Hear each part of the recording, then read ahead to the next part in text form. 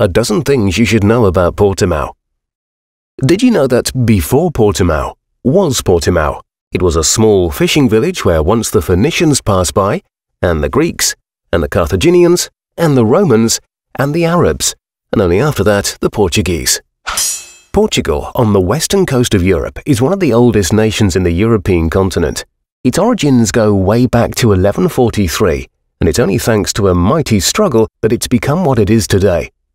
Some of the fiercest battles were fought in the south, in the Algarve, like when the Portuguese and the Crusaders expelled the Moors from Silves after centuries of occupation, which explains the huge cultural legacy still visible today. Nowadays, the Algarve is a much quieter place. Some people still die, but due to natural causes, and less from the holes made by the arrows and cannonballs. On the other hand, the Algarve today has a lot more holes than it had back then, but they're used to fit golf balls into them. Some of our golf courses are famous, and more than once they've been voted as the best in Europe. The Algarve alone has around 40 top golf courses, and one of the best known, the Penina, is located in Portimão. Back in the old days, before the 20th century, the city was called Vila Nova de Portimão, which means New Village of Portimão. The district has a long history and plenty of landmarks to prove it, such as archaeological sites, churches, and other historic buildings, like this one, a former palace which now holds the city theatre, called Tempo, which in Portuguese means time. Now, a long time ago, the early village was called Portus Magnus, which in Latin means a safe port.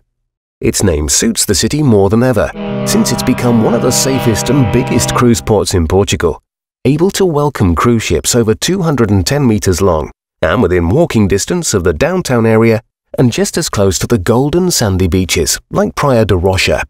Due to its qualities, the port has seen exponential growth in passenger and call numbers. Companies like Holland America Line, Seabourn Cruise Line, Silver Sea Cruises, and Phoenix Ryson are increasing their operations in Portimão, confident on the curiosity and interest the passengers are showing about this southern treasure. The city is known for having the only weekly ferry connecting the Atlantic Islands, going to the Canary Islands, but stopping in Madeira, a well-known touristic territory that belongs to the Portuguese. Some of the people that arrive by ship change to a cab or a bus to get to know the area around Portimão. One of the operations for you to see the highlights will be to take a glimpse at the postcards in the shops. Portimão has one of the country's highest postcard densities per square metre, and even though tourism is growing, there will never be as many tourists as there are postcards. There's a lot to discover, like the nearby historic city of Lagos with its fortresses, from where the explorers sailed in the 15th century to discover the world. Sagres, where Henry the Navigator had a navigation school, and Cape St. Vincent, the most southwestern point of Europe, are also highly recommended, both for its historical value and for its unspoilt beaches set in a nature reserve. Green is also Monchique's colour. This small, typical hill village just a few kilometres away from Portimão is famous for its scenic views, for its thermal waters, and also for another type of liquid, a strong alcoholic brandy called Midronho, made from a special, local type of red berry. If you're more into yellow, you could try the Portuguese beer, the perfect match with meat or fish. Portugal is also famous for some of its top quality wines, and the Algarve produces them too. 300 days of sun a year sure make a difference for the grapes, and some of these nectars are already winning national prizes. As it was built just by the Arada River and in front of the sea, Portimão has a large nautical influence, both in leisure and sports. It's possible to go diving in the sea or in the sky, and in fact we're so great that we have parachutes that push people upwards instead of going down. The sport's called paragliding, and it's pulled by boats.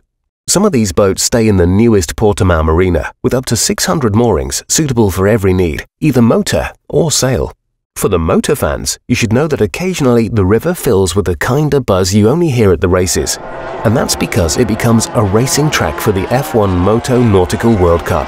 Portimão is also the home of some other big motorsport events which take place at the modern international racing track that's already welcomed Formula One for testing. Michael Schumacher and Lewis Hamilton have tried it, and you can become just like them, experiencing the thrill of driving a Porsche or Ferrari, or on a lower scale, just going for the karts. So, either on land or water, Portimão is racing to grab what the future brings. Surely on days like these, because of the rush, you won't have any luck trying to catch some fish. But on any other day, different sorts of fish are common in the Arada River. In fact, much of the city's growth was due to its fisheries. No wonder that Portimão is the Portuguese capital of the grilled sardine, one of the national favourite dishes. Sardines also come in cans, a typical preservation method used by the local industry, which shipped thousands of tons of cans worldwide. Then that industry collapsed. Some blame the fall of the Portuguese cans on the Americans, who came up with the slogan, "Yes, we can!" But some of us blame it on the Moroccan competitors, who just had lower prices. Nowadays we get our own back on the Moroccans, showing them our brand new City Council Museum, built in a former canning factory, now holding the 2010 Council of Europe Museum Prize. And as the competition did in the past, we now compete with the lowest entrance prices for those who love culture. For those who love other things, like nightlife, Praia de Rocha, within walking distance from the port, has several crazy bars and discos. In Portugal, even in mild weather, over here the discos are open long after midnight, so it means you go in one day and exit the day after. In Portimão, we have some of the biggest and tastiest ice creams in the country, and we also have exclusive handmade pastry sweets in the form of pigs, fish and ducks. But none of them taste like fish, duck or pork. They taste like almond. Things are not always as they seem, so no one would ever suspect that visionary people would emerge from a small town. But in fact they did. One of the VIPs was a writer and then politician, Manuel Teixeira Gomes. In the early 20th century, he travelled the world, and one day he became president of the Republic. Not all news is good news though. One day, the worldwide crisis arrived, and the local economy started to sink.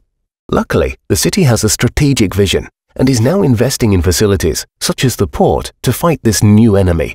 As some did in the distant past, people like the Greeks, the Italians, or the Spaniards, but now also the Americans can arrive at Portimão by ship to bring new cultures and wealth, and this time, surely, as friends.